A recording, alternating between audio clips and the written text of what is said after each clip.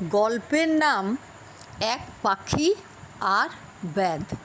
একবার এক ব্যাধের ফাঁদে এক পাখি ধরা পড়ল। ধরা পড়ার পর পাখিটা ব্যাধকে অনেক কাকুতি মিনতি করে বলতে লাগলো, ভাই তুমি আমাকে ছেড়ে দাও, আমার অনেক কাজ আছে।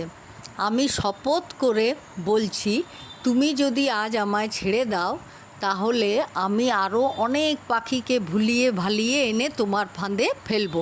ভেবে দেখো বন্ধু, এতে তোমার কত লাভ, একটি পাখির বদলে তুমি কত পাখি পেয়ে যাবে। ব্যাধ উত্তরে বলল, তোমার কথা শুনলাম, শুধু এই জন্যই তোমায় আমি ছাড়ব না। যে নিজের স্বার্থের দিকে চেয়ে নিজের আত্মীয় স্বজন বন্ধু বান্ধবদের সর্বনাশ করতে পারে, তার মৃত্যু হলেই জগতের মঙ্গল। অর্থাৎ নিজের তুচ্ছ প্রাণের জন্য অন্য 10 জনের প্রাণ বলি দেবার কথা যে বলে, তার দোষ ক্ষমার অযোগ্য।